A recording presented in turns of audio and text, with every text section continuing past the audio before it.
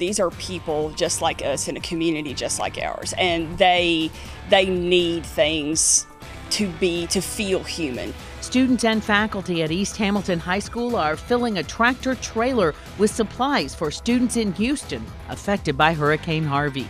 Officials with the Tennessee Department of Revenue will be in town this weekend trying to reunite Tennesseans with unclaimed money. And we spend money on Amazon, but a little known secret is you can make money on Amazon by doing a little cleaning around the house. We'll explain. Channel 3 Eyewitness News live at 5:30. Coverage you can count on. Good afternoon. Thank you for joining us. I'm Greg Glover. And I'm Cindy Sexton. Hurricanes are again top of mind today as Puerto Rico begins cleanup from Hurricane Maria. And students in the Tennessee Valley are gathering donations for those hit by Hurricanes Harvey and Irma. NBC's Jay Gray begins our continuing coverage from Puerto Rico, where Maria roared ashore as a Category 4 storm, cutting off power to most of the island, and it continued to tear through the Caribbean, laying waste to everything in her path. As Maria unleashes its furious assault on Puerto Rico, the island is unable to fight back. Winds over 150 miles an hour, tearing apart homes and businesses, and the soaking, flooding rain swallowing neighborhoods. This is clearly going to be the most devastating storm in the history of our island. Devastation scattered across the Caribbean right now. St. Croix, Dominica, and Guadeloupe ravaged by the monster storm as it made its way to Puerto Rico. One of the strongest hurricanes to make landfall in the U.S. territory in nearly a century. Thousands pushed into 500 shelters across the strike zone. We have a lot of houses over here that are wooden, that are in flooded areas. Those houses had no chance. The Puerto Rico and the San Juan that we knew yesterday is no longer there. For survivors to have a chance once the storm clears, officials say they'll need help from the mainland. An emotional plea. Remember that you are part of us even if you're not here. Don't forget us. In the face of an unforgettable storm. I'm just concerned that we may not get to everybody in time. Jay Gray, NBC News. As we continue to follow that storm, the question is, could Hurricane Maria affect us in the Tennessee Valley? For the answer, let's check in with meteorologist Brittany Beggs. Brittany? Good evening, Greg. You know, as far as impacting the Tennessee Valley, it's going to stay well off the eastern seaboard, tracking into really early next week even. So the National Hurricane Center continuing to show that track. Right now, the eye is just across the northwestern side of Puerto Rico right now, and it's weakened slightly to a Category 2 storm with sustained winds of 110 miles an hour. Those extend outward to 60 miles. Now, you'll notice there's a little bit of strengthening possible, and it's because these sea surface temperatures are at least 80 degrees or greater. In fact, what I'm seeing across northern Haiti, northern Dominican Republic, is the sea surface temperature is 84 degrees or greater. So there's certainly enough fuel here where we're looking at Maria could strengthen here heading into tomorrow afternoon even. And we're already starting to see the eye wall impact the eastern portion of the Dominican Republic. Haiti, I think, is going to be spared here. Only 2 to 4 inches of rain is expected for those folks, but we're looking anywhere from 12, I've even seen upwards to 20 inches of rainfall for the Dominican. And it looks like as we head into Friday towards the Bahamas. Now, coming up here at 5:47, I'm tracking some rain on radar here locally. Plus, looks like high school football looking good for that. I will have that local forecast for you coming up in the next 10 minutes or so. Brittany, thanks. We'll check back in with you later. It's been an exciting and a really messy season so far this year as far as hurricanes go. People in East Texas are still recovering from Hurricane Harvey's devastation. That was in late September, where the students at East Hamilton High School responded by collecting donations from the community to send students at an elementary school in Houston. And Channel 3's Nick Austin joins us here in the studio with more on how their donation drive is going. Nick. Well, Cindy and Greg, the middle and high school students there have been collecting donations for about 2 weeks. It's their version of Stuff the Bus, hoping to help a community just like theirs. Social studies teacher Ellen Relaford says it was the students' idea to do a donation drive after she expressed the importance of helping people, like after the hurricane that hit Houston. I think about everything I did this morning to get ready to go to school, and then imagine not having that. everything that you have around you, and it's gone. After finding out about the devastation at Roland P. Harris Elementary School, bookkeeper Paige Stewart was proud of the East Hamilton students and the surrounding community for getting involved. 80% of their students lost everything in the flood, and then their school was so badly damaged. Seniors Colby Ferguson and Logan Kenny helped get the word out. I'm an officer for the senior class, so I knew that there was a need out there, and when I heard that we were going to do a drive for a specific elementary school, I really felt that that was something that I really wanted to be involved in. I just really wanted to help give back to the community and help others and that were in need. People have dropped off school supplies, household supplies, clothing, and shoes. A local company donated carpeting, and another is supplying the 53-foot trailer, which is about half full. Roland P. Harris principal Adelina Alcala says she's amazed at the generosity of our community, which is so far from hers. When someone reaches out that doesn't even know you from a completely different state and everything that they're doing for us, it's truly just a blessing. Westview, Appleton, and East Brainerd elementary schools have also been collecting donations to be combined with East Hamilton's. Friday is the last day to donate items or drop off cash or a check at East Hamilton School. In the studio, Nick Austin, Channel 3 Eyewitness News. Thank you, Nick. Even though it was downgraded to a tropical storm, Jose still left its mark on the Jersey Shore. Last night, the storm put on a show, delivering wind, rain, and high waves. Flooding from the bay also shut down access to roads. Waves even pushed a shed across a New Jersey beach. Forecasters estimate waves broke as high as 15 feet and wind gusted up to 50 miles per hour. You could say there was a little excitement at East Hamilton High School today. Fire alarms went off around 11 this morning, interrupting classes. Smoke was detected by alarm sensors in the gym. Officials moved the students out quickly. Usually take about close to 3 minutes to get everyone safely evacuated, and that's close to 1,800 students and faculty. And they were outside, I think, about 20 minutes before we got the okay to come back in. The smoke was caused by lighting ballast that had malfunctioned. That's something that goes along with LEDs or with fluorescent lights there. Gravett said the school's monthly mandatory fire drill helped with getting everyone out safely and quickly. Just ahead on Live at 5:30, the Tennessee Department of Revenue is giving Tennesseans a chance to find missing money. And later, now is the time when businesses begin hiring seasonal workers for the holidays. One retailer, though, is bucking the trend. And we do have some isolated showers on radar right now. I'll break down the newest radar scan, plus what you can expect for high school football this upcoming Friday. Your forecast coming up at 5:47.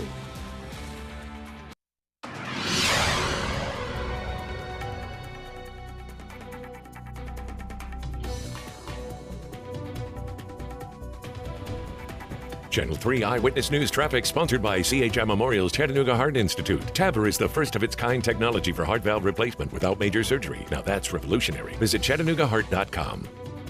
Chattanooga police are working to get a few accidents out of the way. Shallowford Road near Noah Reed. Also look out for one on Taft Highway at James. And a crash to watch out for on Hickory Valley near East Brainerd Road. Heavy traffic, watch out for rush hour delays if you travel I-24 eastbound. Here's a view of traffic there through the downtown area around Rossville Boulevard. You can see that heavier traffic in the eastbound lanes. Getting from downtown to that 75 split commute time right now is about 13 to 15 minutes. From the US 101 Information Center, it's Mo with your Eyewitness News traffic. Mo, thank you very much. From traffic of the vehicle variety to traffic of the humankind, another weekend, another Ironman competition. Big race isn't until Sunday, but the road closures for the triathlon began at 9 o'clock this morning. Big closures to note are Riverfront Parkway and a section of Chestnut Street downtown. You can view the full list of closures at WRCBTV.com. The Ironman events in Chattanooga bring in millions of dollars for our local economy, we're told, along with thousands of athletes and spectators. The Tennessee Treasury Department's Unclaimed Property Division is working to reunite Tennesseans with their missing property. And this is a great idea. This weekend at the Hamilton County Fair at Chester Frost Park between 10 and 6 at the Unclaimed Property booth, you can stop by and search the website for missing money. If property is found, you can file a claim right there. Division representatives will be on hand to answer any questions, help walk you through it. Good idea. Coming up next on Live at 5:30, the Tennessee Motor Vehicle Commission is warning buyers about purchasing a used car because more than 1 million vehicles will have flood damage after the hurricanes. And cleaning up around the house could earn you some money. We'll tell you how.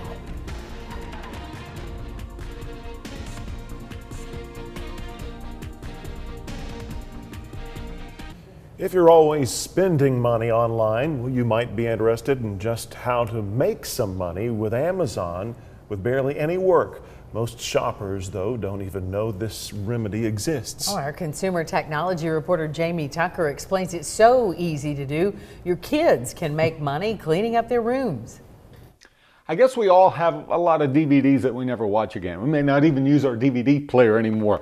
I'll let you in on something that not many people know about. Amazon will buy them from you. The company has a buyback program for things like DVDs and video games. Here's how it works. First, grab those DVDs you don't need or want anymore, then search for them on Amazon. Now, you might notice a link that says trade in this item for an Amazon gift card. If you do, congrats. Amazon will then ask a few questions about its condition. You'll get the best value if it's in the original packaging and hasn't been opened. Is the packaging missing or damaged? Does it play perfectly? Are there any scratches? If you've taken care of the DVD and it plays perfectly, you may get a pretty fair price, but not always, sometimes just a few cents. Trade in a lot of those old DVDs and it adds up. They'll send you a prepaid label, so just box them up. If Amazon finds it's just as you described it, you'll receive an Amazon gift card. Of course, not every DVD is eligible, but it is a good way to clean out some of the clutter and get some more Amazon money so you can buy other things. Wonder what I could get for Ghost Dad. Oh, maybe I'll just keep that one. That's What the Tech. I'm Jamie Tucker, Channel 3 Eyewitness News. And Jamie says Amazon will also accept trade-ins on electronics and video games. You can sell items directly to customers, but that requires a seller's account and takes a lot more time. VHS tapes still doorstops. Yeah. Sorry. Yeah. The holiday hiring season is upon us, but one major retailer is not taking part. Walmart will not hire any seasonal help at the stores as it prepares for the holiday shopping season. Instead, the retailer will be offering its existing employees more hours, just as they did last year. Will add temporary workers at the distribution centers for Walmart, but they have not reported a specific number. Meanwhile, UPS says it expects to hire about 95,000 seasonal employees. The package delivery company says the employees will support the expected increase in package volume. That'll begin in November and be extended through January. Peak shipping season begins on Black Friday, the day after Thanksgiving, that runs into early January due to a large wave of returns. Now let's head back over to the Storm Alert Center. Brittany Begg standing by. Brittany? Good evening, Greg. So as far as our camera, you can see we do have a lot of cumulus building out there, and we do have some showers on radar. In fact, in far northern Tennessee, there is a couple of stronger storms, but I'm not seeing that here in the Tennessee Valley. So the National NOAA has actually warned a storm in far northern Tennessee. Right now, we just have some moderate rain occurring near the Dunlap area. So you can see I've put a loop here over the past 3 hours or so. Not seeing anything strong here, but you can see out of Livingston, this is warned for 60-mile-per-hour winds. And then that's because there's a little bit more wind shear in far northern Tennessee, but I'm not seeing that here in the valley. In fact, you can see right now a little bit of light rain ongoing near Graysville, and it looks like this is kind of weakening out of this ridge near Dunlap. So it looks like that's done there out of the Cagle area and just south of Dayton, just getting a little bit of light rain. If you have any evening plans tonight, you can certainly keep them. I'm not seeing anything strong or severe here in the valley, and our rain chance, these isolated showers are done by 7 o'clock. So it looks to be a quiet night. Fog is going to be developing late tonight, heading into Thursday morning. So you do want to check back in with David Carnes tomorrow. He'll be tracking probably some dense fog in some areas. And as far as temperatures go, it's going to be a little bit better tonight. I'm only seeing lows in the mid to upper 60s in many locations. Now, Vipercast showing still from the heating of the day tomorrow. We're probably going to have some isolated showers develop again. It's between 1 p.m. and 7 p.m. So pausing this at 1 o'clock. Looks like day Dayton, also Chattanooga. We might get a little bit of light rain tomorrow. Under 1/4 inch of rain is looking good. If you get under any one of these, higher terrain tomorrow has the better chance. And then we lose the heating of the day by 8 o'clock, and then we're going to be dry heading into Thursday night and Friday. For much of Friday, at least that's what I'm seeing now. All right, here's your Thursday planner for tomorrow. 68 degrees for your morning commute. We'll be in the upper 80s again, and we'll be dodging, I think, a few showers for tomorrow evening's commute there. But again, we're not under a risk for severe weather or anything like that. As far as game time then, game of the week, we're looking at on Friday. Kickoff is at 7:30. Northwest Whitfield, the Bruins are taking on Ridgeland Panthers. It looks like we're going to be dry for that. There might be a few isolated showers during the day, but by game time, once we lose that heating, the angle of the sun, we won't be seeing any rain chances for game time. So some good news there. It'll be warm though. Kickoff is 81 degrees. Halftime, we're still in the upper 70s, and your drive home, 75 degrees. Now some changes are coming though as we head into next Friday. So this Friday it's going to be warm and humid, but I think next Friday it's going to be feeling more like fall. And you know what? Friday is the first day of fall. 4:02 is when fall officially begins. That's Eastern time. There's my newest Storm Alert 7-day forecast. And it looks like this weekend on Saturday, the Hamilton County Fair in Hickson is going on. So I think a lot of people are going to be headed to that. It starts at 10 a.m. So I'll have that forecast coming up in the next half hour. All right. Thanks, Brittany. If you plan to buy a new car soon, beware. The Tennessee Motor Vehicle Commission says eventually we will see flood-damaged vehicles from states hit by the hurricanes Harvey and Irma. They say scammers are disguising severely water-damaged vehicles as being in good condition. Well, Channel 3's Tanisha Cordell shows us what to look out for. People turn on the TV, if there's hurricanes and all that, they don't get into a car buying spirit, you know. They have other concerns. And even though they're way in the coast, it affects everywhere. Al Hatcher is the go-to used car salesman at Acura of Chattanooga. He says he has more than 100 used cars on the lot and is always looking for more. You just got to be careful and try to know who you're getting the cars from. The Tennessee Motor Vehicle Commission says scammers are more likely to sell flooded vehicles now that Hurricanes Harvey and Irma have passed. They try to sell before title check systems update and can't detect the car's history. It's why Hatcher recommends inspecting the car yourself. You're looking for the carpet. You look at the interior of the car to see if there's water lines. You know, just like when you see the floods come up on the walls of a house, you know, you see a different coloration and a line separates it. And a lot of times it does the same thing in the car. Hatcher says salt water is more common in hurricanes and can speed up the damage to your car. In some cases, saltwater damage can never be repaired. It could be a year before the corrosion at least started to cause the shortages on the car. The salt water does speed that up quite rapidly, but regular water does the same thing. The car's history and crash report are important, but don't ignore the obvious. Good cars aren't cheap. Cheap cars aren't good. If they see a deal out there that's just so hard to believe, there's a reason. Tell them to look further into that. Tanisha Cordell with that report. A vehicle's flood history could take up to 30 days or longer to post on traditional consumer reporting sites. That's why the commission recommends you purchase vehicles from a licensed dealer. We have more tips on how you can avoid this kind of flood-related scam on our website. And next year at 5:30, if you plan to get a flu shot this year, health experts say don't wait, get it now. And it's become a football tradition in Iowa, a bird's eye view of the Iowa Wave coming up. You heard Brittany mention it earlier. Friday is the first official day of autumn, but in Oregon, looks like they skipped the season altogether. Have a look. Snowplows are busy as Timberline Lodge there and Mount Hood Meadows are celebrating the first snowfall of what will become the ski and snowboard season. Snow started falling Monday. By Tuesday morning, Timberline had 8 to 9 inches of snow. Oh, snow in September is not unheard of in that area in Oregon. Local records show the odds for powder this early in the year about 50-50. So I hope they enjoy. Nice to have to travel to it if you want to get to it. If you haven't heard, the best new tradition, college football lives in Iowa. After the first quarter of home games, fans in the stadium there turn and wave to the patients of a new children's hospital that overlooks the stadium. Saturday, ESPN let the moment play out as the Hawkeye fans turned and waved. ESPN also placed a camera on the hospital's top floor to give us a view from their perspective. Children and their parents were gathered on the top floor of the University of Iowa Stead Families Children's Hospital to watch the game, and they waved back to an entire stadium filled with positive energy. Now, David and Cindy.